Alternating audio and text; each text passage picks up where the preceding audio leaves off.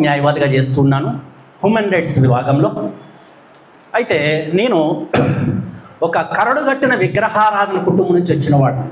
అక్క వాళ్ళ ఇల్లు మా ఇంటికి పక్కనే ఉంటుంది, గుడి ఉంటుంది. ఆ గుడి మా నాన్నగారు వాళ్ళ ఒక అమ్మవారి గుడి, ఒక శివాలయం, ఒక సాయిబాబా గుడి, ఇట్లా అనేక రకాల గుళ్ళు మొత్తం ఒక ప్రాంతంలో కట్టినటువంటి 4 కుటుంబాల్లో నాది కూడా ఒక కుటుంబం అండి. అయితే ఈ మహాకృప నన్ను తాకిందండి. ఆ మహాకృప వల్ల నేను ఒక్కడిని మాత్రమే ఆ ప్రాంతం నుంచి రక్షించబడి ఉన్నాను. దేవునికి మహిమ కలుగును గాక. ఎందుకంటే అక్క వాళ్ళ అమ్మగారు మా కాలనీలు అందరి గురించి ప్రార్థన చేసేవాళ్ళు. ఎందుకంటే గుడి పక్కన అక్క వాళ్ళ కుటుంబం జీవిస్తూ ఉండేవాళ్ళు. వాళ్ళు ఒక్కళ్ళే మా కాలనీ మొత్తంలో క్రైస్తవుల కుటుంబం అంటే అక్క వాళ్ళ కుటుంబం, అమ్మ వాళ్ళదే. వారు మాత్రం మా కోసం అనుదినం కన్నీటితో ప్రార్థన చేసేవారు. ప్రభువా వీరిని రక్షించే, వీరిలోంచి ఎవరినన్నా లేపాయని. అమ్మ అక్క వాళ్ళు చేసినటువంటి ఆ యొక్క కన్నీటికి ప్రార్థనకు ఒక స్వరూపం మీ ముందు నించోబడింది. దేవునికి మహిమ కలుగును గాక. కేవలం దేవునికి మహిమ అండి. అక్కడ మహాకృప నన్ను ఆవరించింది. ఆ కృపలో నేను నా వృత్తిని చేసుకుంటూ నేను దేవుని యొక్క పనిని, అంటే ఒక ఎవంజలిస్ట్గా అనేక ప్రాంతాలకి తిరుగుతూ నాకు దేవుడిచ్చిన ప్రత్యక్షతను బట్టి ఆయన యొక్క వాక్యాన్ని బోధిస్తూ ఉన్నాను. వాక్య పరిచర్యలో ఉన్నాను. దేవునికే మహిమ కలుగును గాక. ఈ పూట మనకు సమయం చాలా అయిపోయింది. యాక్చువల్గా ఇది భోజనానికి మీరు వచ్చేసి ఉంటారు కాబట్టి యాక్చువల్గా మనిషి బ్రెయిన్ 45 మినిట్స్ కంటే ఎక్కువ తీసుకోదండి. 45 నిమిషాలకి గ్యాప్ రావాలి, లేకపోతే మా మేధస్సు తీసుకోదు. ఏదో చెప్తాం, ఎట్లా ఉంటుందంటే ఏదో స్పూన్ ఫీడింగ్ చేసినట్లుగా ఎక్కిస్తాం, కానీ దానివల్ల ఉపయోగం లేదు. సో మీరందరూ ఇనే స్థితిలో ఉన్నారు అంటే కొద్ది నిమిషం నేను చెప్తాను, బలవంతమేం లేదు. ఎందుకంటే ఆల్రెడీ ఒక వర్తమానం అయిపోయింది. దేవునికి మహిమ కలుగును గాక. ఓకే, శరీరం అనేది బలహీనంగా ఉన్న ఆత్మ ఎలా ఉండాలి? ప్రభుల వారు నేర్పించినటువంటి మాదిరే. తండ్రితో చెప్తూ ఉంటారు, తండ్రి శరీరం బలహీనంగా ఉన్నది కానీ ఆత్మ మాత్రం సిద్ధమే. ఈరోజు ఆత్మదేవుడు మిమ్మల్ని అందరినీ సంధించును గాక. అయితే ప్రకటన గ్రంథం ఓపెన్ చేసి పెట్టండి ఒకసారి. అందరూ 1వ అధ్యాయం ఓపెన్ చేసి పెట్టుకోండి. ఉపోద్ఘాతం ఒక 5 నిమిషాలు చెప్పి నేను వాక్య భాగంలోకి వెళ్తాను. యాక్చువల్గా ఈ ప్రకటన గ్రంథము అనేదాన్ని అపోక్యాలిప్సిస్ అంటారు. అంటే తెరవబడిన, ఏంటది? తెరవబడిన ఉన్న గ్రంథం. ఎందుకు తెరవబడిందంటే ఆది నుంచి ఇప్పటి వరకు కూడా దేవుడు తన ప్రజలతో మాట్లాడుతూనే ఉన్నాడు. సత్యము ప్రకటించబడింది. ఏంటది? సత్యము ప్రకటించబడింది. ఆది కాండము మొదలుకొని మలాఖీ వరకు, ఆ తర్వాత కొత్త అంటే ఆది కాండం నుంచి మలాఖీ వరకు తండ్రి అయిన దేవుడు మాట్లాడాడు ప్రవక్తల ద్వారా. తర్వాత మత్తయి, మార్కు, లూకా, యోహాను సువార్త ద్వారా వాక్యమై ఉన్న దేవుడు శరీరధారిగా వచ్చి మాట్లాడాడు. ఇది 2వ కాలము. మొదటి కాలము ఆది నుంచి మలాఖీ వరకు, 2వ కాలము 4 సువార్తలు. ఇక 3వ కాలం ఉన్నది. పెంతెకొస్తు భవనంలో ఆ రోజు అపోస్తులు ప్రార్థన చేసి కనిపెట్టుకుంటూ ఒక ఆయన దిగొచ్చాడు, గగనాన్ని చీల్చుకొని అగ్ని వంటి నాలుకల చేత విభాగించబడి దిగాడండి. దేవునికి మహిమ కలుగునుగాక. సమాధానకర్త, ఆదరణకర్త, సత్య స్వరూపమైనటువంటి పరిశుద్ధాత్మ దేవుడు వచ్చి ఇప్పుడు తన స్వరక్తమిచ్చి కొన్న తన సంఘానికి, ఎవరికి? పంచగాయాల సాక్షిగా కనినటువంటి తన సంఘానికి, ఎవరికి? మనం ఎవరు? మనం లోకస్తులమా? రక్తం పెట్టి కొనబడిన వారము. గట్టిగా స్తోత్రం చెప్పండి. తల్లి గర్భంలో ఒకసారి జన్మించాము, ఆ జన్మ అయిపోయింది. ఇప్పుడు మనం 2వ జన్మలో ఉన్నాము.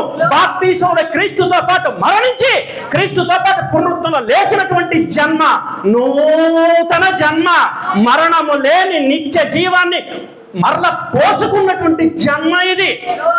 2 జన్మలు ఇచ్చాడు క్రైస్తవులకి దేవుడు. అందరికి ఒకటే జన్మ, మనకి 2 ఉన్నాయి. ఇప్పుడు మనది ఏ జన్మలో ఉన్నామో? 2వ జన్మలో ఉన్నాం మనము. ఇప్పుడు మనకు బోధించేది ఎవరు? ప్రవక్తలా? యాచకులా? ఎవరు?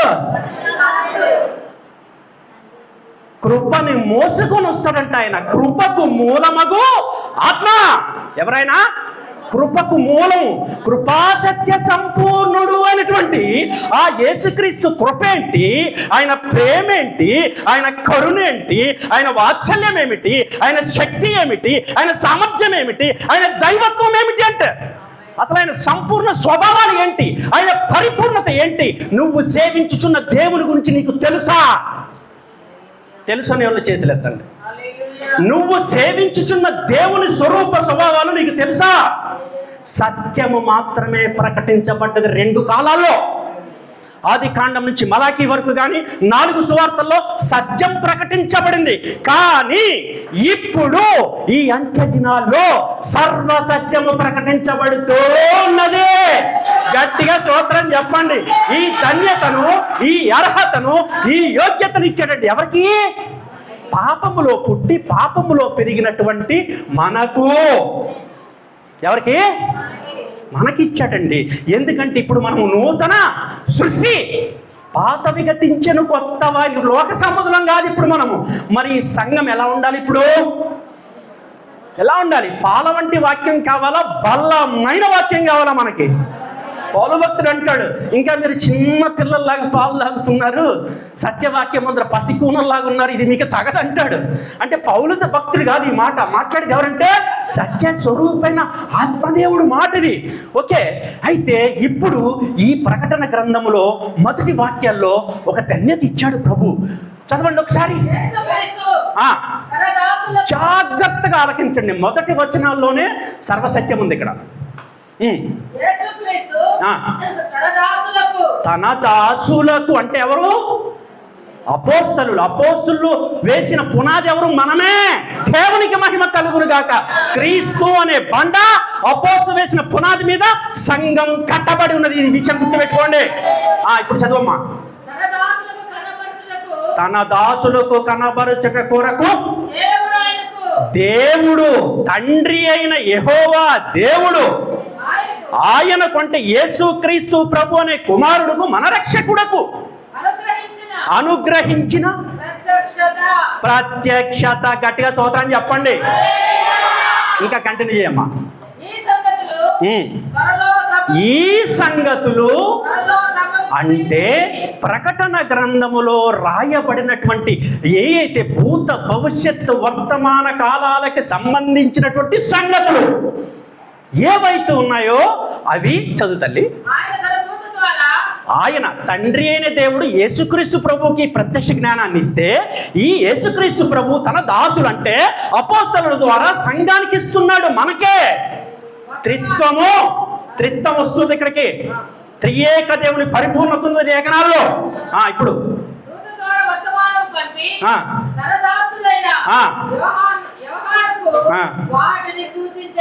దేవునికి మహిమ కలుగునుగాక. ఇది సాదాసీదా వాక్యాలు కావండి, ఇది సత్యం ఒక్కటే కాదండి, ఇది సర్వ సత్యమై ఉన్నది. ఆది నుంచి అనాది నుంచి జగత్తి పునాది వేయబడక మునుపు తండ్రి అని దేవుడు ఏ చిత్తాన్ని, ఏ సంకల్పాన్ని, ఏ రక్షణ ప్రణాళికను మానవ జాతి కొరకు తనను నమ్ముకొని ఉన్న తన భయభక్తులు కలిగి జీవించి తన సంఘం కొరకు ఏర్పాటు చేసి ఉంచాడో ఆ మరుగై ఉన్న జ్ఞానాన్నట యేసుక్రీస్తు ప్రభు వారికి తండ్రిస్తే, తండ్రట తన సంఘానికి ఇవ్వటం కోసం యేసుక్రీస్తు ప్రభు అపోస్తులను ఏర్పాటు చేసుకొని అపోస్తులలో పరిశుద్ధాత్మ దేవుడు నిలిచి ఉండి రాయించినటువంటి ఒక సర్వ సత్య గ్రంథమే ఈ యొక్క ప్రకటన గ్రంథము. 3వ లేఖనం 3లోకి వచ్చాయమ్మా. 3 జాగ్రత్తగా వినాలి సంగమా, జాగ్రత్త. ఆత్మ చెప్పుచున్న మాట చెవి గలవాడు వినుడు గాక. గట్టిగా. సమయము సమీపించినది. ఈ ప్రవచన వాక్యమును చదువువాడును వాటిని విని దేవునికి మహిమ కలుగునుగాక. ఏ గ్రంథానికన్నా దేవుడు ధన్యతనిచ్చాడా అంటే అవి తీసేయాలని అర్థం కాదు. ఇక్కడ ఆత్మీయ అర్థం తెలుసుకోవాలి మనము. ఏ గ్రంథానికన్నా ఈ గ్రంథం చదివిన వాడు ధన్యుడు చెప్పాడా? చెప్పలేదు. ప్రకటన గ్రంథానికి ఎందుకు ఇస్తున్నాడు ఈ ధన్యతను? చదివే వాళ్ళు ధన్యులు, దీనిని విని గైకొనేవారు ధన్యులు. అంటే ధన్యత ఇస్తున్నాడు.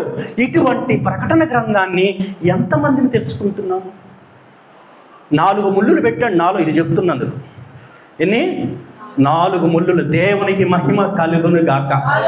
ఎందుకంటే ప్రకటన గ్రంథము దేవుని యందు భయభక్తులు గల వారికి, విశ్వాసులకి అంటే సంఘానికి ఏమిస్తుందంటే ఒక నిరీక్షణ ఇస్తుంది, ఒక ధైర్యాన్ని ఇస్తుంది, ఒక గొప్ప విజయాన్ని ఇస్తుంది. దేవునికి మహిమ కలుగును గాక. అట్లాగే దేవుణ్ణి విశ్వసించని వారికి, అవిశ్వాసులకి మహాఘట సర్పం అని ఒకడు ఉన్నాడు. వాడు 3 రూపాయలు తిరుగుతున్నాడు. తండ్రి, కుమార, పరిశుద్ధాత్మ దేవుడు ఎలాగ ఉన్నాడో త్రియేక దేవుడు, వీడు కూడా డూప్లికేట్ త్రిత్వంలో తిరుగుతున్నాడు. వీడు కూడా మహాఘట సర్పము, అబద్ధ ప్రవక్త, క్రూర మృగము. వాడికి ప్రకటన గ్రంథం అంటే దడా, భయము. ఎందుకంటే ఈ ప్రకటన గ్రంథంలో వాడి శిక్ష ఉంది. ఎందుకంటే ఈ ప్రకటన గ్రంథంలో వాడి నాశనం ఉంది. దేవునికి మహిమ కలుగును గాక. ఈ ప్రకటన గ్రంథంలో విన్న వారికి విజయం ఉంది. మరి విజయాన్ని ఇస్తాడా? ఇది గ్రహించుకోవాలి సంగమా. పాము వలె వివేకముగా ఉండాలి మనము. జ్ఞానం ఒకటి ఉంటే సరిపోదు. యెహోవాత్మ జ్ఞాన వివేకములు కలిగిన ఆత్మ. ఏమాత్మ? జ్ఞానం ఉన్న సొలొమోను ఏమైపోయాడు? జ్ఞానాన్ని ప్రభువును కోరుకున్నాడు. అంత గొప్ప జ్ఞాని ఏమయ్యాడు? ఆఖరికి ప్రసంగి గ్రంథం చూస్తే అర్థమైద్ది ఏమయ్యాడు. వ్యర్థము వ్యర్థము వ్యర్థము వ్యర్థం అంటే అంతకుముందు ఇది కావాలి, అది కావాలి, అది కావాలని బయలుదేవతల ప్రవక్తలతో తిరిగాడు.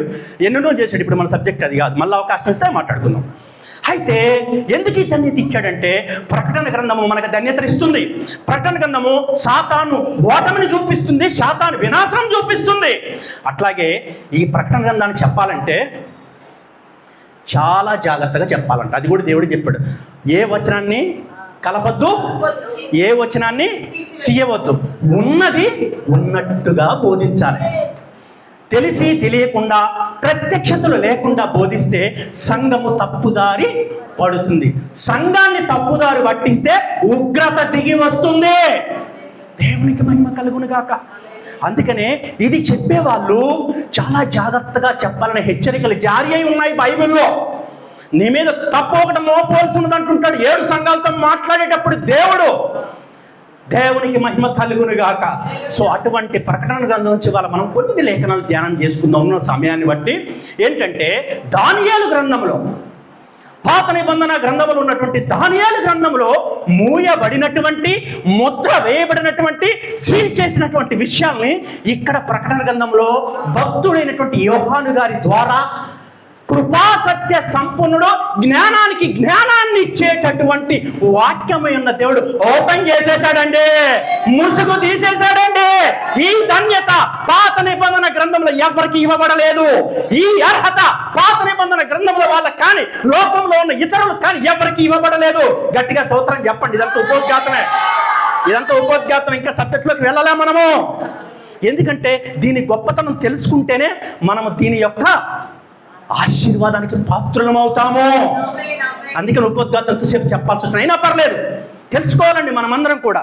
ఎందుకంటే ఈ ప్రకటన గ్రంథాన్ని రాసినప్పుడు యోహాను గారి పరిస్థితి ఏంటో తెలుసా మీకు? ఏంటో తెలుసా? రాయనివ్వలేదా పోది. నో, అమ్మో ఈ గ్రంథం కానీ రాశాడా నా పని ఏమైద్ది? సాతాను. అమ్మో నేనేదో డూప్లికేట్ రత్నం వేసుకుని ఈ భూమి మీద పడి తిరుగుతున్నా, 3 అవతారాలు వేసుకొని తిరుగుతున్నా. నేను అందులోంచి వచ్చా. నేను సర్వసత్యాన్ని బోధిస్తానండి, ముఖాముఖిగా బోధిస్తాను. ఏదైనా ఏమైనా నాకు ఇచ్చిన పరిచర్య అదే దేవుడు. ఈ ప్రకటన గ్రంథం రాయబట్టడం వల్ల ఏమవుతుంది? వాడి పతనం ఉంటుంది అని చెప్పి పాపం యోహాను గారిని పద్మాసు ద్వీపంలో ఒంటరిగా, ప్రాణం తప్పేమీ లేదు, సర్వాన్ని సమస్తాన్ని కోల్పోయి ఒంటరితనంతో ఉన్నటువంటి యోహాను గారికి పరలోకం వాకిళ్ళు తెరిచి దూర శబ్దాన్ని వినిపించాడండి. ఎక్కడి నుంచి విన్నాడు? లోకంలో ద్వారాలు మూయబడిపోయాయి. యోహాను గారికి మొత్తం ద్వారాలు మూయబడిపోయి అయిపోయింది నా పని, ఇక నాకు ఏమీ లేదు, ఇక తొందరగా చావొస్తే బాగా అనుకుంటున్నాడు ఒక్కడే. కానీ దేవుని చిత్తం ఏంటి? ఆ యొక్క మహాశ్రమలో నుంచి ప్రాణం తప్పేమి లేదు, ఎవ్వరు లేరు. చనిపోతే దిక్కు కూడా లేదు, ఆ మృగాలు తినేయాలి తెలుసా. అటువంటి దయనీయ దరిద్ర పరిస్థితిలో ఉన్న యోహాను గారికట పరలోకము నుంచి ఒక స్వరం వినబడుతుంది. బూర వంటి స్వరం. అన్నాడు యేసయ్య, నా కుమారుడు ఇటు తిరిగి అన్నాడు. లోకంలో ద్వారాలు మూసేస్తే నా ద్వారం తెరుస్తాను కదా. తెరిచాడండి. తెరిచి అప్పుడు ముట్టాడు, పట్టాడు, కూర్చోబెట్టాడు. ఇక రాయన్నాడు. అప్పుడు రాసిన గ్రంథమే ఈ గ్రంథం. అంటే ఈ గ్రంథము రాసే ముందు ఆ భక్తుడు ఎంత ప్రసవ వేదన పడుతూ రాశాడనే విషయాన్ని మనం తెలుసుకోవాలి. లేకపోతే ఏదో ఇంట్లో ఉంది బైబిలు, చదువుదాంలే, ఏదో ఆదివారం వస్తారు ఎవరో ఒకళ్ళు 4 మొక్కలు చెప్పి వెళ్ళిపోతారు, ఇందాంలే. ఇది కాదండి మన భక్తి. మిమ్మల్ని ఆత్మపూర్ణుని చేయటానికే చెప్తున్నాను తప్ప మిమ్మల్ని నిందించడానికి రాలేదు, అవమానించడానికి అసలుకే రాలేదు. దేవుని చిత్తం మీ పట్ల ఏమై ఉన్నదో తెలియపరచడానికి వచ్చాను. దేవునికి మహిమ కలుగును గాక. ఓకే, ప్రతి క్రైస్తవుడి జీవితం ఏంటి? ఇప్పుడు సబ్జెక్టులకు వచ్చాము. మన గమ్యం, మన భక్తి యొక్క పరమార్థం, మన విశ్వాస జీవితం యొక్క పరమార్థం, మన గమ్యం ఏమిటి? పరలోకం. ఎలా వెళ్తాం? ఎలా వెళ్తాం? కరెక్టే, మీరు చెప్పింది 100% కరెక్ట్ ఆన్సర్. ఎలా ఎలా హౌ ఎలా వెళ్తాం? అసలు రాకడంటే ఏంటి? రాకడంటే ఏంటి అసలు? దేవుని వాక్యం ఏం చెప్తుందో రాకడను గురించి అనేక మంది అనేక రకాల బోధలు చేస్తారు. దెయ్యం కూడా చెప్తుందండి వాక్యం, తెలుసా మీకు? యేసయ్యకి చెప్పింది, దూకు, ఎక్కడి నుంచి దూకు, దూతలు వచ్చి పట్టుకుంటారంటగా లేఖనంలో ఉంది. వాడికి తెలిసిన లేఖనం ఎవరికి తెలియదు. దేవునికి మహిమ కలుగును గాక. యోబు గ్రంథంలో వచ్చేసాడు. వాడు ఎక్కడికి వచ్చాడు? దేవుని సభలోకి వచ్చాడు. వాడికి యాక్సెస్ ఉంది. ఇవాళ సంఘాల్లో కూడా తిరిగే అవకాశం ఉంది. వాడు తిరుగుతూనే ఉన్నాడు. ఈ ప్రకటన గ్రంథం గురించి పూర్తి అవగాహన లేకపోతే సంఘం ఎక్కడికి వెళ్ళిపోద్దో తెలుసా? పాతాళానికి వెళ్ళిపోద్ది. కలిపి చెరపొద్దని చెప్పాడు దేవుడు. అందుకే ఉన్నది ఉన్నట్టుగా బోధించాలంట. ఇప్పుడు ఉన్నది ఉన్నట్టుగా బోధించడానికి ఆదరణకర్త, సమాధానకర్త, సత్య స్వరూపమైన ఆత్మదేవుడు వచ్చి మీ ముందు నుంచి ఉన్నాడు. వినగలిగే చెవులు మీకున్నాయా? గట్టిగా స్తోత్రం చెప్పాలి. దేవునికి మహిమ కలుగును గాక. ఓకే, అసలు రాకడంటే ఏంటి? ప్రతి క్రైస్తవ్యుడు, సేవకుడు కావచ్చు, ప్రవక్త కావచ్చు, లేకపోతే బోధకుడు కావచ్చు, ఎవంజలిస్ట్ కావచ్చు, ఎవరైనా కావచ్చు, క్రీస్తుని శిష్యులు కానీ క్రీస్తు నమ్ముకున్నటువంటి ఏ విశ్వాసి కానీ, అసలు రాకడంటే ఏంటి? రాకడికి ఎత్తబడటానికి తేడా ఏంటి? అసలు మనం రాకడను గురించి తెలుసుకోవాలి అంటే ముందు ఎత్తబడటం ఏంటో తెలుసుకోవాలి. రాకడ అంటే యేసుక్రీస్తు ప్రభు వారు రెండవసారి భూలోకానికి వచ్చేదాన్ని ఏమంటాం మనము? రాకడ అంటాం. ఒకసారి వచ్చేసారు ఆయన, ఆల్రెడీ వచ్చాడు, లేఖనాలు నెరవేర్చాడు. మానవ శరీరంలో వాక్యము శరీరధారి అయి కృపా సత్యం పట్టుకొని, ఒక చేత్తో కృప, ఒక చేత్తో సత్యాన్ని పట్టుకుని దిగాడు. ఏం చేయాలో శిలువయాగం, బలియాగం చేసేసాడు, అయిపోయింది, వెళ్ళిపోయాడు. మరలా తిరిగి రానే ఉన్నాడు. వచ్చేటప్పుడు ఇప్పుడు ఆయన ఎలా వస్తాడు? అసలు ఎలా వస్తాడు? ప్రతి దానికి మనకి ఏంటి ఆధారం? బైబిలే. ఓకేనా? ఇప్పుడు రాకడ గురించి తెలుసుకోవాలంటే సంగమా, ముందు 2 విషయాలు గుర్తుపెట్టుకోవాలి మనం. రాకడలో 2 దశలు ఉన్నాయి. ఏంటయ్యి? 2 దశలు ఉన్నాయి రాకడలో. ఒకటి కాదు అది. ఒకటి ఎత్తబడటము. సంఘము ఎత్తబడాలి ఫస్ట్. తర్వాత యేసుక్రీస్తు ప్రభు వారు దిగి వస్తారు. డైరెక్ట్గా భూమి మీదకి రారు ఆయన. డైరెక్ట్గా వస్తారా? లేఖనం చదివే వాళ్ళు ఎవరు ఉన్నారమ్మా? రెఫరెన్స్ ఇది మైక్ తీసుకోండి. ఎవరు చదువుతారు తల్లి? ఓకే.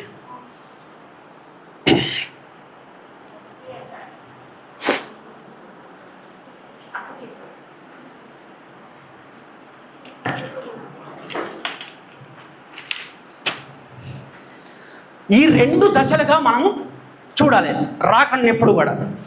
ఒకటి ఎత్తబడటము, దాన్నే ర్యాప్చర్, సంఘము ఎత్తబడటం అంటారు. 2 ఒలీవల కొండ మీదకి యేసుక్రీస్తు ప్రభు దిగి రావటం భూమి మీదకి. ఈ 2 విషయాలు గుర్తుపెట్టుకోండి. అయితే ఇప్పుడు సంఘం నిరీక్షించాల్సింది దేని కొరకు? ఎత్తబడుట కొరకు నిరీక్షించాల. అయితే సంఘానికి రహస్యమా రాకడ? సంఘానికి రహస్యమా? ఆయన వచ్చేది సంఘానికి రహస్యమా? ఏముంది సంఘానికి? ఆయన వస్తాడు, మనం నిరీక్షణ కలిగి ఉన్నాం. ఎలా ఉన్నాము నిరీక్షణ? ఏం చెప్తున్నాడు ఆయన? వచ్చేటప్పటికి మనం ఎలా ఉండాలని చెప్తున్నాడు. ఆయన ఎప్పుడు వస్తానంటున్నాడు. ఆ సూచనలు ఏంటి? సూచనలు ఇవ్వబడ్డాయి బైబిల్లో. సర్వసత్యం ఉన్నది బైబిల్లో. యేసయ్య చెప్పిన సత్యం ఏదో ఆ సత్యాన్ని క్రియల లోపంలోనికి తీసుకొని వచ్చేదే సర్వసత్యం. ఆయనే పరిశుద్ధాత్మ దేవుడు. యేసయ్య నోటి నుంచి వచ్చిన మాట కార్యరూపాన్ని దాల్చడమే సర్వసత్యమై ఉన్నది. దేవునికి మహిమ కలుగును గాక. ఈ సూచనలు నెరవేరే రోజుల్లోనికి వచ్చాం మనము. ఎలా నెరవేరుతాయి? ముందు రాకడ అంటే 2 దశలుగా ఉంటుంది. ఒకటి, ఆయన మధ్యాకాశానికి వస్తాడు. మొదటగా ఎక్కడికి? మధ్యాకాశానికి వస్తాడు. ముందు అది తెలియాలి మనకి. రాకడంటే ఏంటి? సంఘము ఎత్తబడటం అంటే ఏమిటి? ఒక్కసారి అదే ప్రకటన గ్రంథము 4వ అధ్యాయం 1వ వచనం చూడండి. నేను చూడగా అదిగో పరలోకమందు ఒక తలుపు తెరవబడి ఉండెను. మరియు నేను మొదటి వినిన స్వరము మూలధ్వని వలె నాతో మాట్లాడగా వింటిని.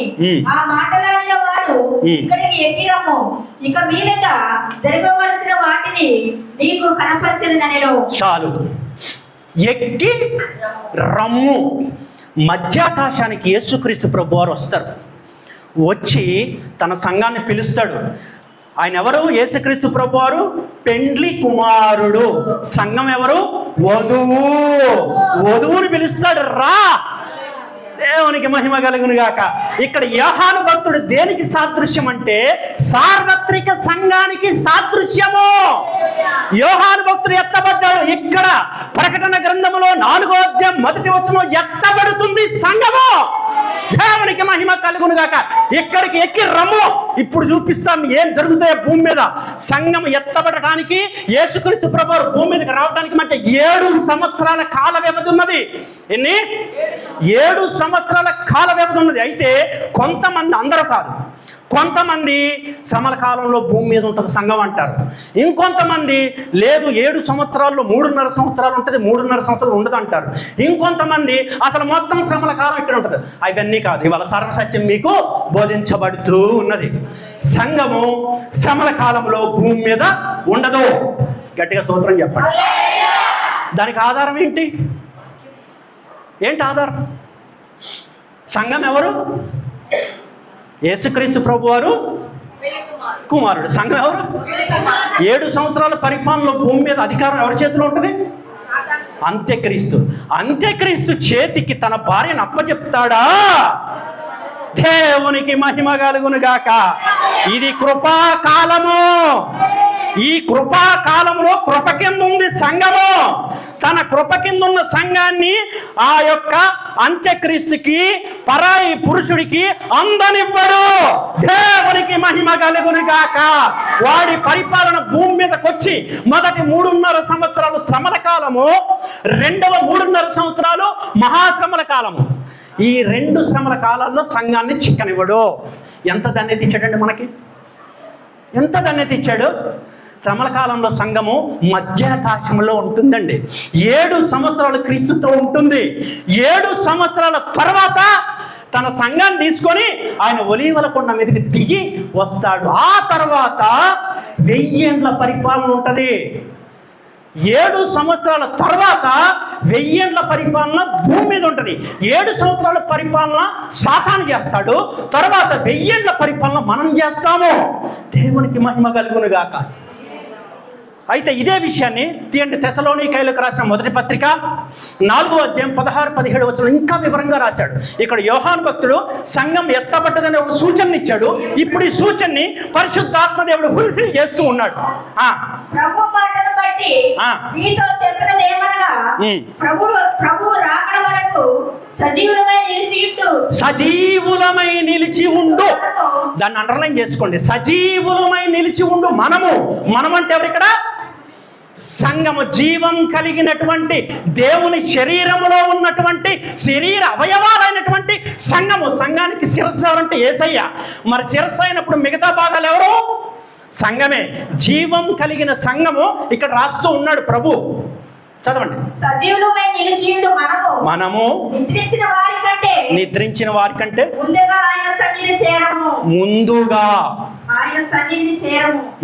ఎలా చేరతారో కింద వాక్యం.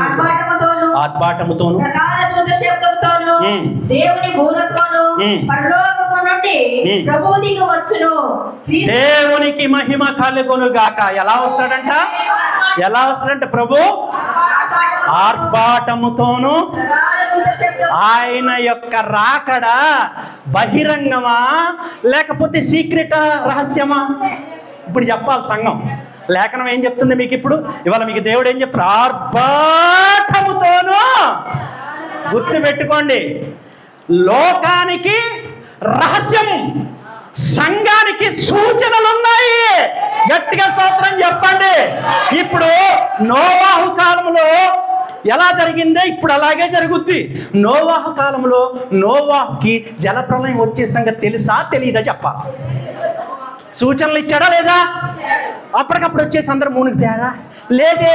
ఎప్పటికప్పుడు నోవాహుకి గైడెన్స్ ఇస్తున్నాడు దేవుడు, సూచనలు ఇస్తున్నాడు, నడిపింపులో ఉన్నాడు నోవాహు. ఎవరైతే విశ్వసించి ఓడలోనికి చేరారో జంతువులతో సహా రక్షించబడ్డారా లేదా? అందరూ వచ్చాక అప్పుడు సీల్ వేశాడు. ఎవరేశారు సీలు?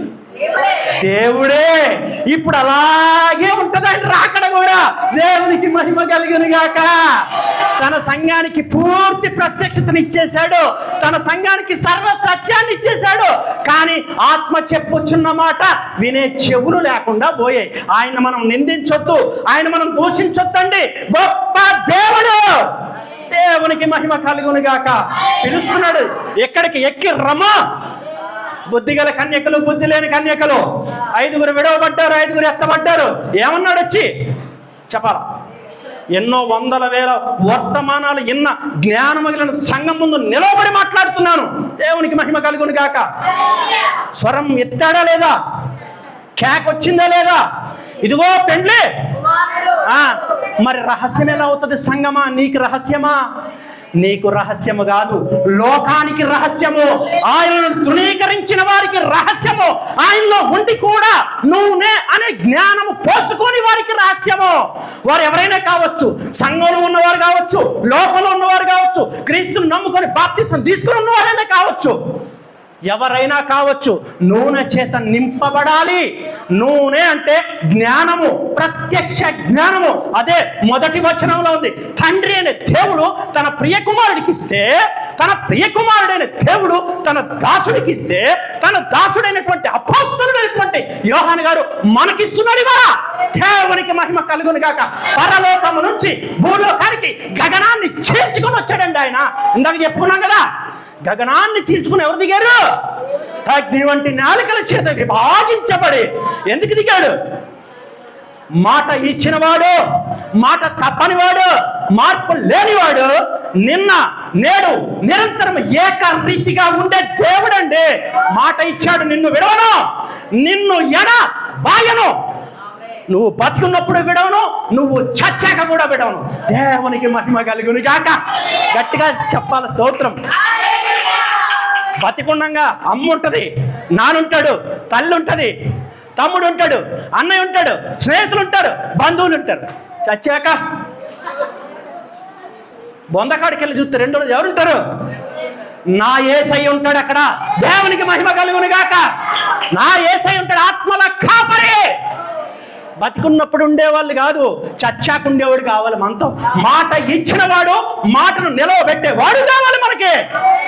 ఇవాళ ఎవరితో ఉన్నాం మనము? జీవం కలిగిన దేవునితో ఉన్నాం. ఇంతకీ ప్రత్యక్ష జ్ఞానం అంటే ఏంటి? యేసుక్రీస్తు ప్రభువుని నమ్ముకోండి, స్వస్థతలు వస్తాయి, ఆశీర్వాదాలు వస్తాయి, పొలాలు వస్తాయి, స్థలాలు వస్తాయి, ఇల్లు వస్తాయి, వాకిళ్ళు వస్తాయి, ఉద్యోగాలు వస్తాయి, పెళ్ళిళ్ళు అయితే సంతానాలు వస్తాయి. ఇదేనా? ఇదేనా జ్ఞానం అంటే? ఇదే కదా. ఎత్తపడతాం మనం, అందరము ఎత్తబడిపోతాం రేపొద్దుట. దేవునికి మహిమ కలుగును గాక. సంగములతో ఆత్మ చెప్పుచున్న మాట చెవి గలవాడు వినును గాక. ఈ రోజున మూయబడిన ప్రతి మనో నేత్రము తెరవబడును గాక. 7 అంతల ఆత్మ చేత సంఘము కట్టబడును గాక. ఏ ఒక్కరు నశించిపోకుండా అందరూ ఎత్తబడును గాక. యేసు నామమున ఇది శీఘ్రముగా జరుగును గాక. ఏ ఒక్క ఆత్మ నశించిపోకుండా యేసు పాద సన్నిధికి నిత్య జీవానికి చేరును గాక. ఈ సంఘము యొక్క సరిహద్దులు యేసు నామములో విశాలపరచబడును గాక. ఈ సంఘం మీద దేవుని యొక్క ప్రత్యక్ష జ్ఞానము కుమ్మరించబడును గాక. ఈ సంఘము ఈ కంట కుప్ప వంటి ఈ చీకటి వంటి లోకములో వెలుగుగా ఒక స్తంభముగా తీర్చిదిద్దబడును గాక. ఇది ఒక దీప స్తంభముగా వెలిగించబడును గాక. దేవునికి మహిమ కలుగును గాక. దేవునికి స్తోత్రం కలుగును గాక. తెలియకుండానే ప్రవచనం వచ్చేసింది. దేవునికి మహిమ కలుగును గాక. హైమండర్ కంట్రోల్ ఆఫ్ హోలీ స్పిరిట్. ప్రకటన గ్రంథం 1వ అధ్యాయం 7వ వచనం. ఇదిగో ఆయన మేఘారూఢుడై వచ్చుచున్నాడు. ప్రతి నేత్రము ఆయన చూచును. ఆయనను పొడిచిన వారు చూచెదరు. భూజనులందరూ ఆయన చూచి రొమ్ము కొట్టుకొందురు. అవును, ఆమేన్. అర్థమైంది లేఖనం. ఏడుపు వచ్చేస్తుందండి నాకు. అర్థమైంది లేఖనం. ఇదే బహిరంగ రాకడ. లోకం మీదకి వచ్చే రాకడిదే, సంఘం మీదకి వచ్చేది కాదు ఇది. ప్రతి నేత్రము ఆయనను చూచును. ఆయనను పొడిచిన వారు, ఆయన నమ్మకుండా, ఆయనని హింసించి, ఆయన్ని దూషించి, ఆయన్ని అవమానించి, ఆయనకి పంచగాయాలు చేసి శిలువను ఎక్కించి మరణానికి పాత్రుడైన వాడు కూడా చూడాలి రేపు పొద్దుట. దేవునికి మహిమ కలుగును గాక. ఇది బహిరంగ రాకడా. ప్రతి నేత్రం చూడాలి ఆయన్ని. ఓపెన్గా వచ్చి ఒలీవుల కొండ మీద దిగుతాడు. ఎలా చూస్తారండి ప్రతి నేత్రం అంటే? ఇది రాయబడి ఉంటే ఆయనకి శాటిలైట్ ఉందా? టెక్నాలజీ ఉందా? భూత భవిష్యత్తు వర్తమాన కాలాల్లో ఇందుగలడు అందులేడని సందేహము వలదు. ఎందెందు వెతికిన అందందుగలడేనా? ఎవరైనా భూత భవిష్యత్తు వర్తమాన కాలాల్లో సంచరించేవాడు కాలానికి బయట ఉండేవాడు. మనం కాలానికి లోన ఉంటాం, ఆయన కాలానికి బయట ఉంటాడండి. దేవునికి మహిమ కలుగును గాక. అప్పుడే తెలుసు ఆయనకి. ఆయన ఒలీవల కొండ మీదకి వచ్చేటానికి శాటిలైట్లు వస్తాయి, ఆన్లైన్ వస్తుంది, మీ మొబైల్లో చూస్తారు అందరూ. ప్రతి నేత్రము ఆయనని చూచును. గట్టిగా స్తోత్రం చెప్పండి. ఇది మామూలు జ్ఞానమా? ఇది పరలోకం నుంచి భూలోకానికి దిగి వచ్చిన ప్రత్యక్ష జ్ఞానమా? దేవునికి మహిమ కలుగును గాక. పౌలొక మాట అంటాడు, ప్రకృతి సంబంధి అయిన మనుష్యుడు దేవుని యొక్క ఆత్మీయ విషయములను గ్రహింపలేడు. అది వాడికి వెర్రితనముగా ఉన్నాయంట. ఎలా ఉన్నాయి? ఈ మహాజ్ఞానము ఈ శరీర సంబంధమైన మనుషుడికి, ఈ ప్రకృతి సంబంధమైన మనుషుడికి, ఈ పాపంలో పుట్టి పాపంలో పెరిగినటువంటి ఈ మాంసంలో ఉన్న మనిషికి దేవుని జ్ఞానం ఎలా ఉంటుందంటే వెర్రితనం అంట. కానీ మనకు కిందే ఉంటుంది, కింద లేఖనంలో తన ఆత్మ ద్వారా దేవుడట తనల్ని ప్రేమించే వారి కొరకు ఏమిచ్చాడో కంటికి కనబడవు, చెవులకి వినబడవు, హృదయానికి గోచరం కావు. మరి ఎట్లా అండి? ఎట్లా? కంటికేమో కనపడవు, చెవులకేమో వినబడవు, హృదయానికి గోచరం కావు. మోసే సాగిపో అన్నాడు అంతే. ముందు చూస్తే సముద్రం, వెనక చూస్తే శత్రువు. ఏం సాగిపోవాలి ప్రభు? రాళ్ళు తీసి కుట్టేటట్టున్నారయ్యా నన్ను. యాక్చువల్గా అది సబ్జెక్ట్ కాదు, అవసరం వచ్చింది కాబట్టి చెప్తున్నా. వెనక్కి తిరిగి చూస్తే శత్రువు చంపేస్తాడు, ముందుకెళ్తే అగాధ జలాలు, సముద్రం ఉప్పొంగి పొరలుతుంది. దేవుడు ఏమంటాడంటే సాగిపో నా కుమారుడా, వాళ్ళని కూడా తీసుకుని బయలుదేరు. ఏంటది? కంటికి చెవులకి. ఐగుప్తు దేశంలో బానిసలుగా 430 సంవత్సరాలు గడిపిన తన పిల్లల గురించి దేవుడు ఏం ప్రణాళిక చేశాడు? దేవుడు ఏం ఆలోచన చేశాడు? దేవుని చిత్తం ఏంటి? అడుగేయి కనపడుతుంది. అడుగేశారు, 2 పాయలుగా విభాగించబడింది. దాంట్లో ఆల్రెడీ ఆయన దారి ఏర్పాటు చేసి పెట్టాడు. నీ కన్నులకు కనపడుతుందా? నీ చెవులకు వినపడుతుందా? నీ హృదయం వల్ల అయిద్దా? వెయ్యి అడుగు సాగిపో, తెరవబడుతుంది మార్గము. ఏం మార్గం అంటే యోహాను భక్తుడికి తెరవబడ్డది ఒకటి. ఏంటది? బోర శబ్దంతో ఆకాశవాకిళ్ళు తెరిచి నా కుమారుడు అంటున్నాడు. ఎక్కడి నుంచి? పరలోకము నుంచి అనుకున్నాడు యోహాను. అసలు ఊహించను కూడా ఊహించలేక ఎక్కడ చచ్చిపోతా, ఈ దీవులో చచ్చిపోతా, నన్ను ఒక్కొక్కరు నాకు కలిదిన హత్య అనుకున్నాడు. వదులుతాడా? ఒకని తల్లి వాణిని ఆదరించినట్లు నేను మిమ్మల్ని ఆదరించేదను. పర్వతములు తొలగినను, మెట్టలు తత్తరిల్లినను, నా కృప నిన్ను విడిచి పోదు. దేవునికి మహిమ కలుగును గాక. మాట ఇచ్చిన వాడు మాట తప్పడు. మనం తప్పి పారిపోవాల్సిందే మధ్యలో, ఆయన తప్పడు. దేవునికి మహిమ కలుగును గాక. ఇది బహిరంగ రాకడ 1 ఉన్నది. ప్రతి నేత్రం చూస్తుంది. అప్పుడు మనం ఎక్కడ ఉంటాం? దేవునికి మహిమ కలుగును గాక. దేవునితో పాటు మనల్ని చూస్తుంది లోకం, అది తెలుసుకోండి. రొమ్ము కొట్టుకుంటూ చూసేది ఎవరికెళ్ళి? నీ దేవుడు నా దేవుడు ఉంటే మనం పక్కన ఉంటాం. ఈరోజు నిన్ను నిందించిన వాళ్ళు, ఈరోజు నిన్ను అవమానించిన వాళ్ళు, ఈరోజు నీ మరణానికి లేదా నీ యొక్క పతనానికి ఎవరైతే కారణమవుతున్నారో, ఎవరైతే నిన్ను దూషిస్తున్నారో, వాళ్ళందరూ ఏం చేయాలి? రేపు పొద్దుట రొమ్ములు కొట్టుకోవాలి. నీ స్థానం అక్కడ ఉంటుంది. ఎక్కడ? ఇలా ఎత్తాలి తల. ఎలా? మనం ఇలా చూడాలి. బాధపడద్దు, భయపడద్దు సంగమా. దేవునికి మహిమ కలుగునుగాక. శ్రమల్లో యోహాను గారికి ఎలాంటి ఆశీర్వాదం ఇచ్చాడో అదే సంఘం. యోహాను గారి సంఘానికి సాదృశ్యం. రేపు నీ గురించి కూడా ఆకాశ వాకిళ్ళు తెరవబడుతున్నాయి. నీ గురించి మధ్యాకాశానికి వస్తున్నాడు. రా, ఎక్కి రా అని పిలుస్తున్నాడు తన సంఘాన్ని. దేవునికి మహిమ కలుగునుగాక. నువ్వు సిద్ధమా అడుగుతున్నాడు. నువ్వు సిద్ధంగా ఉన్నావా? బుద్ధి గల కన్యకగా ఉన్నావా? బుద్ధి లేని కన్యకగా ఉన్నావా?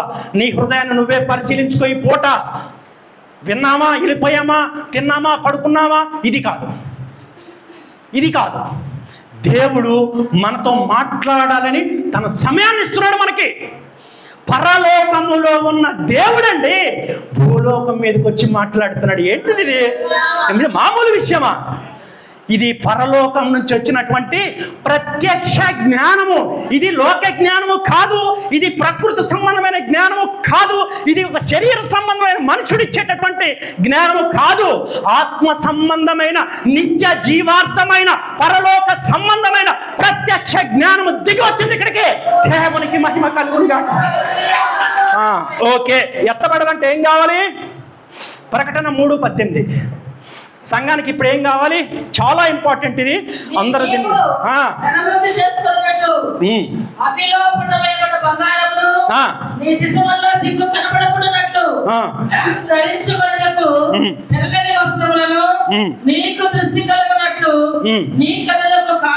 నీ కనులకు అండర్లైన్ చేసుకోండి.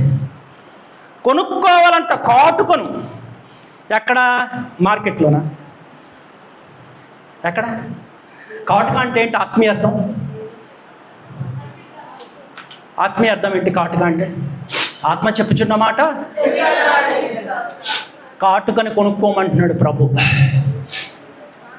ఈ కాటుక గురించి మనకు తెలియాలంటే 5వ అధ్యాయం 6వ వచనంలోనికి వెళ్ళండి. ఈ కాటుక అంటే ఏంటో తెలుస్తుంది. ఎందుకంటే ప్రకటన గ్రంథం అలంకార రూపంలో ఉంటుంది. సింహాసనములకును ఆ 4 జీవులకును పెద్దలకును మధ్యను వధింపబడినట్లుండిన గొర్రె పిల్ల నిలిచి ఉన్నట్టు చూచితిని. ఆ గొర్రె పిల్లకు 7 కొమ్ములను 7 కొమ్ములు 7 కన్నులు ఉండెను. ఆ కన్నులు భూమి అందంతటికి పంపబడిన దేవుని 7 ఆత్మలు. దేవునికి మహిమ కలుగునుగాక. ఏంటి కాటుక? 7 కన్నులు 7 కొమ్ములు.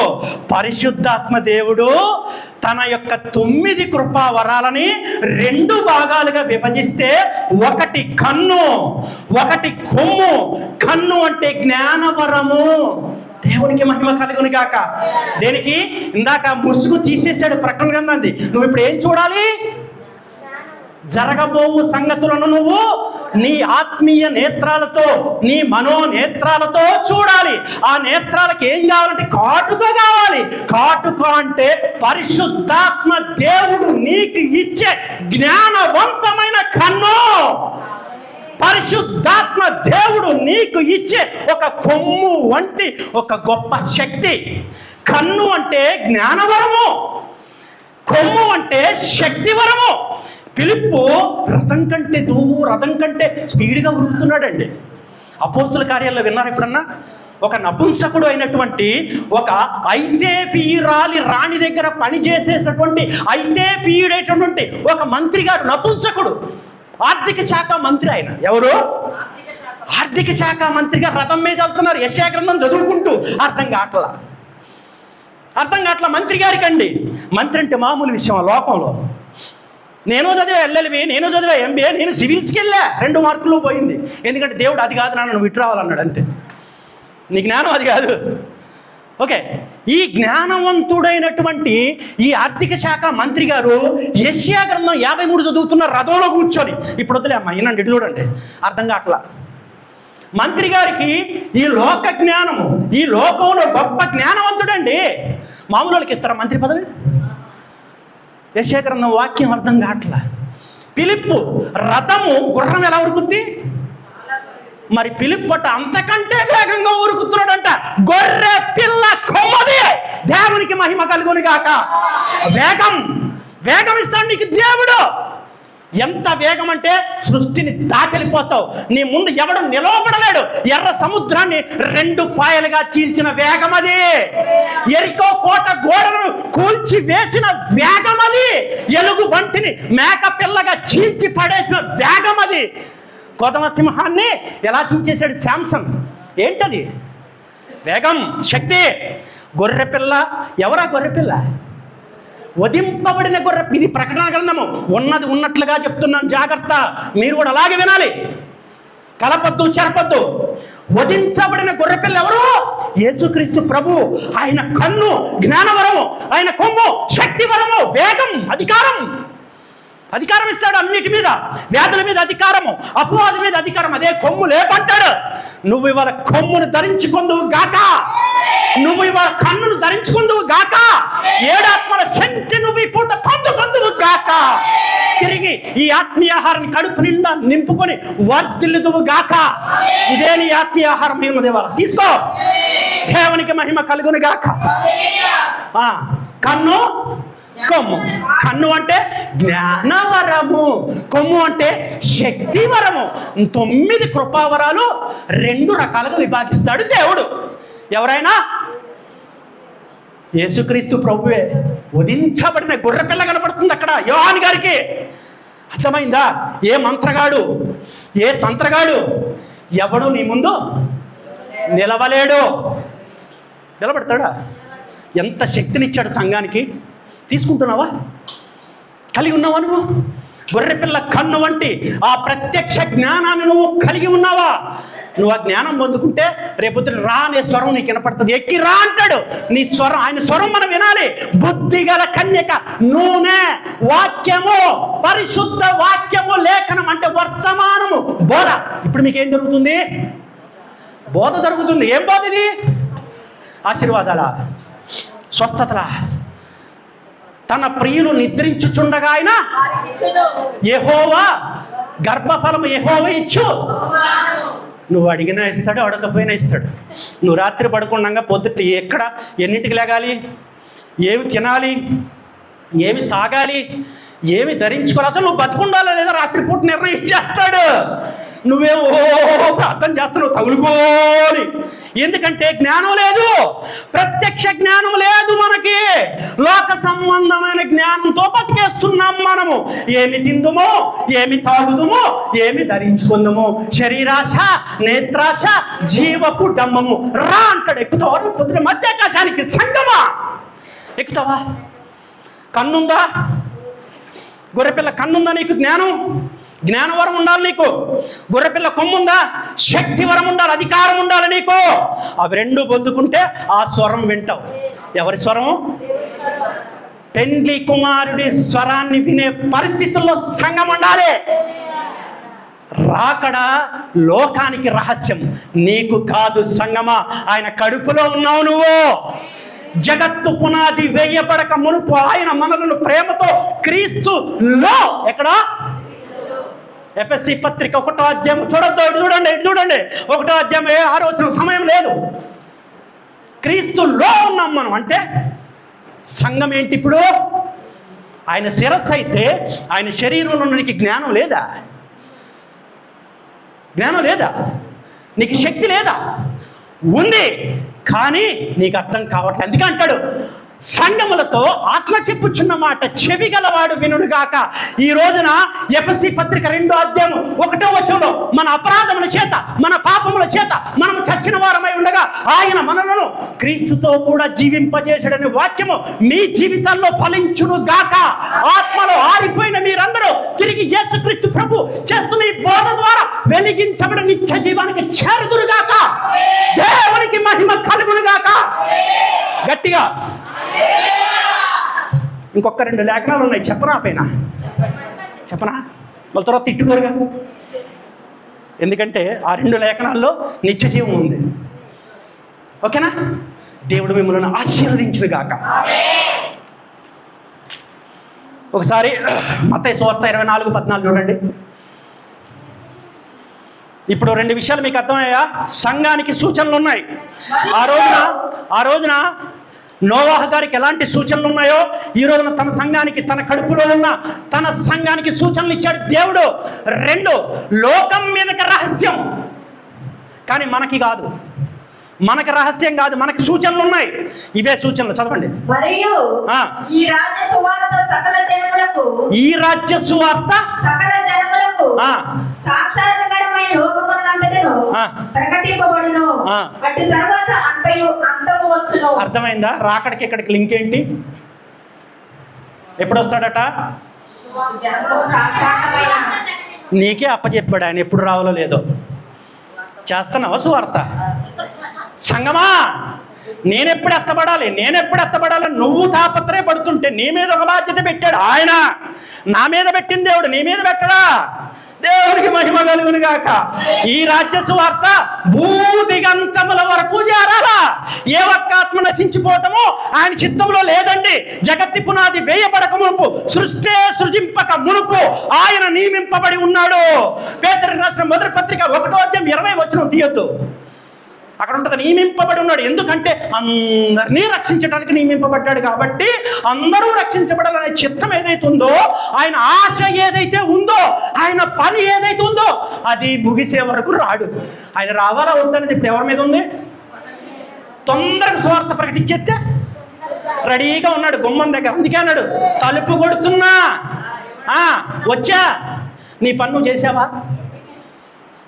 ఎదురు చూడాలా? నువ్వు ఎదురు చూడాలా? ప్రియ సంగమా, నువ్వు ఎదురు చూడాలా? ఆయనే వచ్చి నీ ముందున్నాడు. దేవునికి మహిమ కలుగును గాక. గడప ఎదుట నిలబడున్నాడు. నా కుమారుడు రమ్మంటావా? నీ పని నువ్వు చేసావా? అంజూరు చెట్టు దగ్గరకు వచ్చాడు, తేరి చూశాడు. ఏమన్నాడు? అబ్బా, యమా సంతోషాన్ని ఇచ్చామని సంతోషపడ్డాడు కదా. పడ్డాడా? ఫలాలు ఉన్నాయా? ఎతికాడు, లేవు. ఏమన్నాడు? దాన్ని చూచి ఇక మీద ఎన్నటికి నీవు కాపు కాయకుందుగాక అని చెప్పించేశాడు. తక్షణమే అంజూరపు చెట్టు ఎండిపోయి చెప్పించేశాడు. ఇప్పుడు ఆయన కూడా ఆత్మల దాహంతో నీ గుమ్మం దగ్గరకు వచ్చి నిలవబడి ఉన్నాడు. నా కుమారి, నా కుమారుడా, ఎయ్యి నా ఫలాలు. చెప్పు సమాధానం. ఎంతమందికి సువార్త చెప్పావు? స్వస్థతను ఇస్తున్నాడు, నువ్వు అడుగుతున్నావు, పొందుకుంటున్నావు. ఆశీర్వాదాలు ఇస్తున్నాడు, పొందుకుంటున్నావు. నీకు భార్య పిల్లల్ని ఇచ్చాడు, పొందుకున్నావు. నీకు మనవడు మనవరాన్ని ఇచ్చాడు, ఇల్లు లేకపోతే ఇల్లు ఇచ్చాడు, వాకిలి ఇచ్చాడు, కారు ఇచ్చాడు, బంగ్లా ఇచ్చాడు. కానీ ఆయన ఫలాలు నీ దగ్గర ఫలిస్తున్నావా? నీ ముందుకు వచ్చి నిలబడున్నాడు. రమ్మంటావా అంటున్నావు. నువ్వు రా ప్రభు అంటున్నావు. వచ్చేసాడు ఆల్రెడీ. దేవునికి మహిమ కలుగును గాక. వచ్చి ఉన్నాడు గడప దగ్గర. నీ పని నువ్వు చేస్తున్నావా? నీ పని నువ్వు చేస్తే మరుక్షణం గడప దాటిలోనికి వస్తాడు. నీ హృదయంలోనికి వచ్చి దిగబడతాడు ఆయన. దేవునికి మహిమ కలుగును గాక. ఒకసారి కీర్తనల గ్రంథం తీయండి, 25:14. అమూల్యమైన సమయంలోకి వచ్చాం. 10 నిమిషాలు జాగ్రత్తగా వినండి, ఓపిక లేకపోయినా. యెహోవా మర్మము యెహోవా మర్మము ఆయన యందు ఆ. భయభక్తులు గల వారికి తెలిసి ఉన్నది. Not down. ఆయన యందు భయభక్తులు గల వారికి తెలిసి ఉన్నది. ఆ, ఆయన చాలే తల్లి, చాలమ్మా. మర్మం ఏంటది? మర్మం ఎవరికి తెలుసంట? భయభక్తులు గల వారికి. మళ్ళీ ఇక్కడ చెప్పేశాడు, నీకు భయం ఉందా, నీకు భక్తి ఉందా, ఓపెన్ అన్నాడు. అంతే, తెర తీసి పెట్టేశాడు. ఇక్కడ కూడా తీసుంది తెర. నీలోకి భయం వస్తే, నీలోకి భక్తి వస్తే కనపడతాయి. ఆయన ఏం ఓపెన్ చేశాడో ఆ మర్మాలు ఏంటో నీకు ఆత్మీయ నేత్రాలు తెరవబడతాయి కాబట్టి అవపడతాయి. ఇప్పుడు ఆయన ముందు పెట్టాడు, నీ ముందు. ప్రకటన గ్రంథంలో ఇచ్చిన ధన్యత ఏమనుకుంటున్నారు? ఓపెన్ చేసి పెట్టాడు, కనపడట్లేదు ఎవరికి. ఎందుకంటే ఆయనకి మనకి మధ్య పాపాలు, శాపాలు, దోషాలు, పితరుల పాపాలు, జన్మతః పాపాలు, ఆజ్ఞాతిక లిస్టు, పెద్ద లిస్ట్ ఉంది. అదే ఎఫ్ఎస్సి 2:1 చెప్తారు, మన అపరాధాల చేత, మన పాపముల చేత చచ్చిపోయి ఉన్నాం, ఎండు కర్రగా ఉన్నాం. అందుకే చిగురించిన అహరోను కర్ర పెట్టాడు. కర్ర చిగురు పెట్టాలి. నువ్వు ఆత్మలో చచ్చిపోయిన నువ్వు మరలా తిరిగి జీవం కలిగి ఆయనలో ఫలించడి కొమ్మగా ఉండాలి. దేవునికి మహిమ కలుగునుగాక. ఇంతకీ ఆయన ఎప్పుడు వస్తాడండి? తీయండి జకర్యా గ్రంథము 14వ అధ్యాయము. జకర్యా 14:6-7 చూడండి. యెహోవా దినము, ఆ, యెహోవా ఆ దినమున ఆ, ప్రకాశమానమగునని ఉమ్, సంకుచితములు కాగా ఉమ్, ఆ దినం వెలుగు లేకపోవును. ఆ దినము ప్రత్యేకమైనదిగా ఉండును.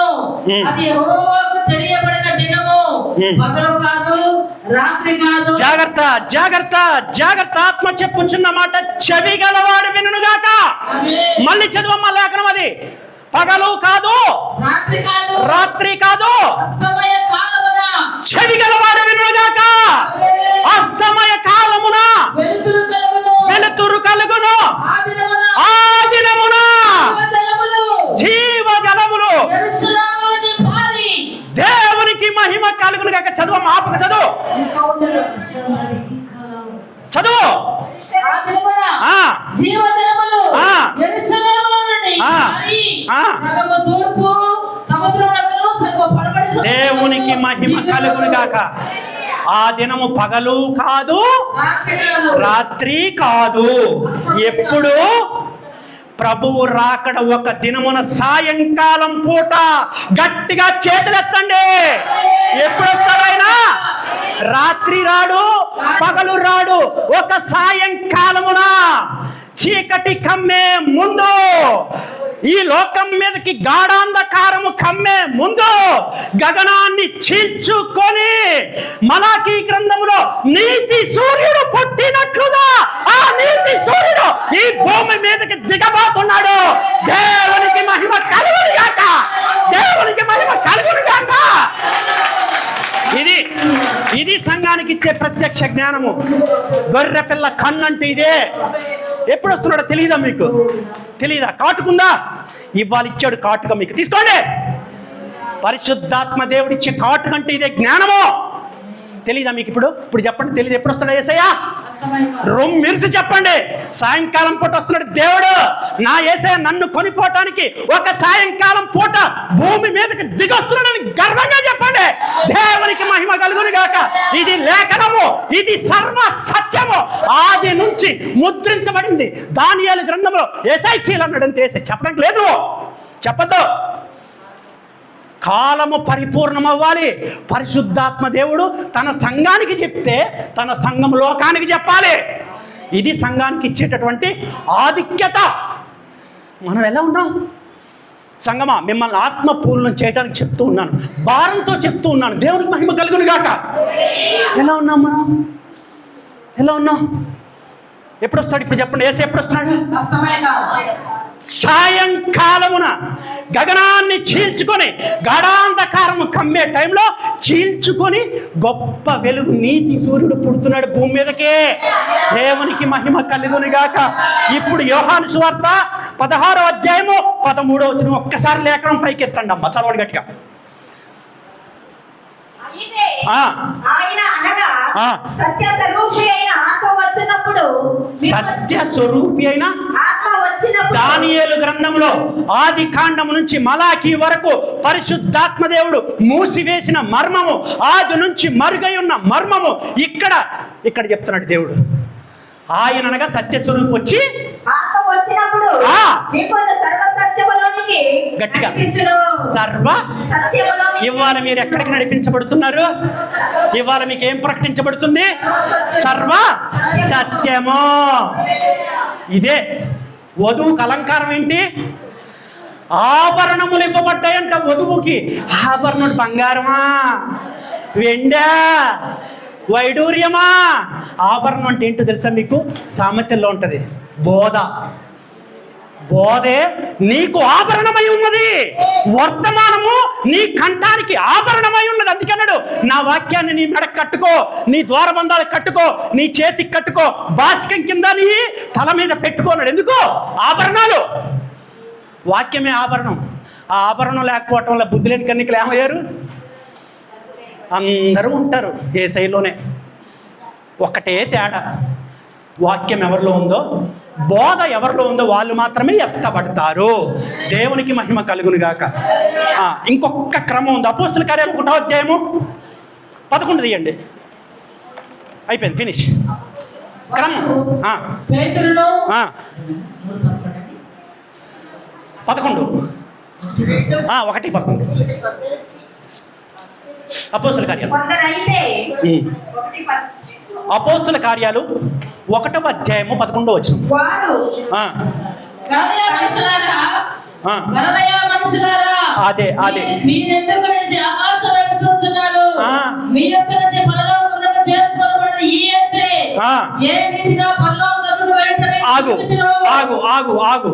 ఏ రీతిగా పరలోకానికి వెళ్తున్నాడో చూచితురో ఆ రీతిగానే రాసుకోండి. రేపొద్దు మీ ద్వారా ఈ సర్వసత్యం ఈ లోకానికి వెళ్ళాలి. రాసుకోండి. అది ఏ రీతిగా టిక్ పెట్టుకోండి.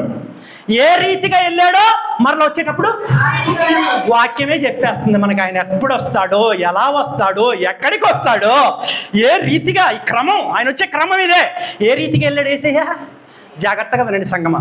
ఫస్ట్ భూమి మీద నుంచి ఒలీవల కొండ మించి మధ్యాకాశానికి వెళ్ళాడు. మధ్యాకాశం నుంచి మేఘం మించి పరములోకి వెళ్ళాడు. 2 దశలు. ఒకటి భూమి మీద నుంచి మధ్యాకాశానికి ఒక దశ, మధ్యాకాశం మించి పరలోకానికి ఒక దశ. 2 దశలు కదా. ఇప్పుడు వచ్చేటప్పుడు ఎట్లా వస్తాడు? అదే రీతిగా దిగి వస్తాడంట. దేవునికి మహిమ కలుగును గాక. ఇప్పుడు 9 చదవండి. అక్కడే 9. ఈ మాటలు చెప్పి వారు చూచుచుండగా ఆయన ఆరోహణమాయెను. చూసారా?